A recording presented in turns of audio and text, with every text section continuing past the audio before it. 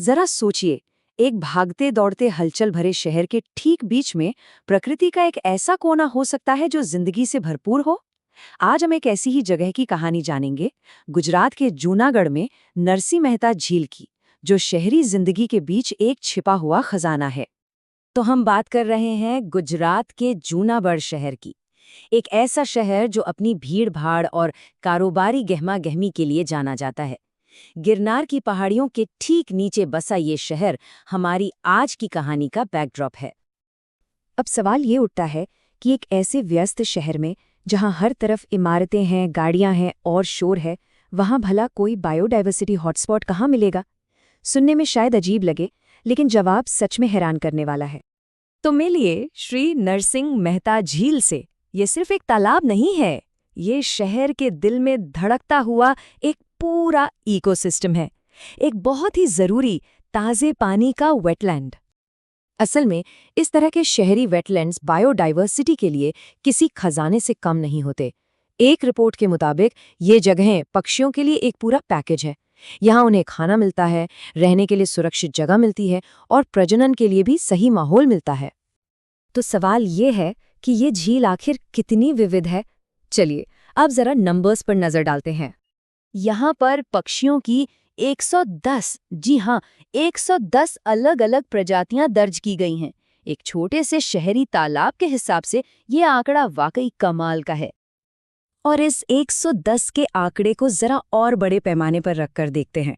इसका मतलब है कि ये छोटी सी झील अकेले ही पूरे जूनागढ़ जिले की 1/3 और पूरे गुजरात राज्य की लगभग 20% पक्षी प्रजातियों को सहारा देती है।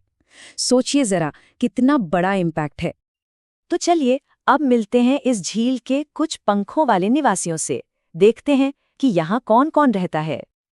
ये चार्ट साफ साफ दिखाता है कि यहाँ सबसे बड़ी आबादी वाटर बर्ड्स की है, यानी पानी पर निर्भर रहने वाले पक्षियों की। और यही बात इस झील को एक बेहद जरूरी वेटलैंड बनाती है। लगभग 45 प्रजातियां तो सिर्फ जल पक्षियों की ही हैं। इनमें खूबसूरत बत्तखों से लेकर राजहंस जैसे दिखने वाले पेलिकन और शानदार सारस तक शामिल हैं।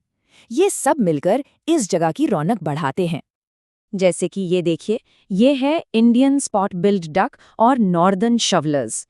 इन्हें अक्सर झील के पानी में आराम से तैरते हुए या अपना खाना ढूंढते हुए देखा जा सकता है। और ये हैं शानदार पेंटेड स्टॉक। इनका यहाँ होना अपने आप में एक बहुत बड़ी बात है।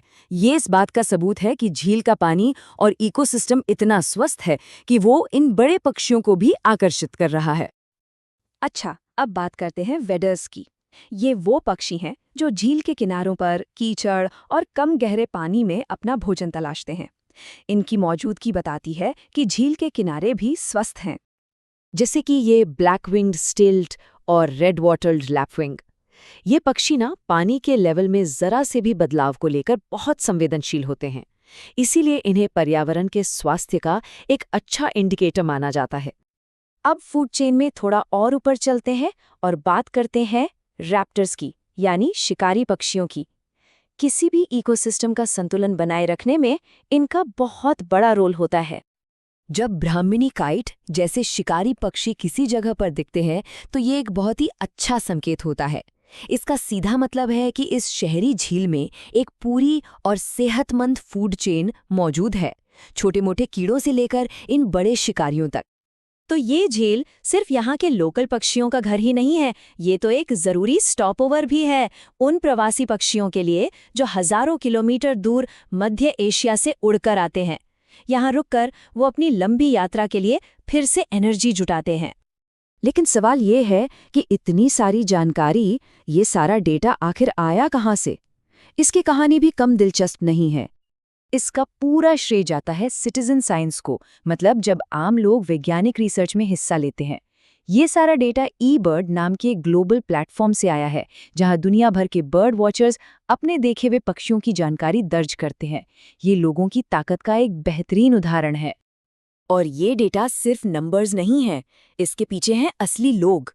डॉक्टर विभाकर जानी जैसे कई जुनूनी स्थानीय बर्ड वॉचर्स, जिन्होंने लगातार अपने अवलोकन दर्ज किए।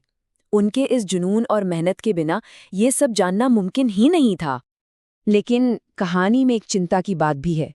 इस खूबसूरत जगह पर खतरे के बादल भी मंडरा रहे हैं। ये एक बहुत नाजुक इकोसिस्टम है और इसे कई चुनौतियों का सामना करना पड़ रहा है। शहर के बीचों बीच होने की कीमत भी चुकानी पड़ रही है, जैसे कि पानी में बढ़ता प्रदूषण, आसपास फेंका जाने वाला कचरा, लगातार होने वाला शोर शराबा और झील के किनारों पर हरियाली का कम होना। ये सब मिलकर इस अनोखे घर के लिए एक बड़ा खतरा बन गए हैं। पर अच्छी बात यह है कि उम्मीद अभी बाकी है। अगर कुछ जरूरी कदम उठाए जाएं, जैसे पानी की क्वालिटी को लगातार मॉनिटर करना, कचरा फेंकने पर रोक लगाना, किनारों पर पेड़ पौधे लगाना और सबसे जरूरी लोगों में जागरूकता फैलाना, तो हम इस अनमोल जगह को बचा सकते हैं। नरसिंह मेहता झील की ये कहानी हमें एक जरूरी बात याद दिलाती है। प्रकृति के खजाने सिर्फ घने जंगलों या ऊंचे पहाड़ों में नहीं होते, वो हमारे आसपास भी छुपे हो सकते हैं।